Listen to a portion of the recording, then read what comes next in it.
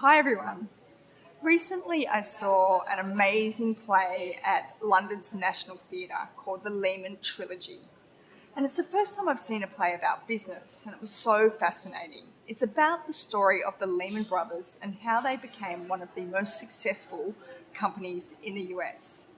So Henry Lehman arrived in New York in 1844 from Bavaria, and he moved down to Montgomery, Alabama, where he opened a general goods store. And his two brothers soon joined him, and they serviced the local community with general goods.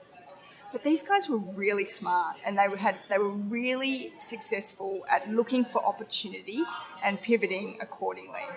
So they recognized that there was a great opportunity in cotton at the time, so they became a distributor for cotton.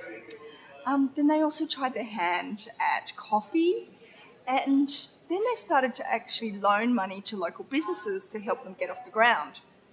They also started to invest in infrastructure projects within the community. So they kind of shifted to becoming an investment bank. And as their success grew, they continued to look for great opportunities. Eventually, they moved their Alabama office to New York City because that was the center of where everything was happening. And I don't know if you realize, but Lehman Brothers ended up being the fourth biggest bank in the world before it collapsed. I think it was 2006. So why am I telling you this story? Well, we can all learn from it. And what the interesting learning here, it's around pivoting. So when we launch our business, we often think we've got the greatest product or service in the world. But sometimes things just don't work. For some reason, we're not selling. This is the time when you really need to look at what your key feature is and make sure that it's the right thing for the market. Make sure that your customer actually wants what you're offering. And if not, don't be scared to pivot. So take a look at YouTube.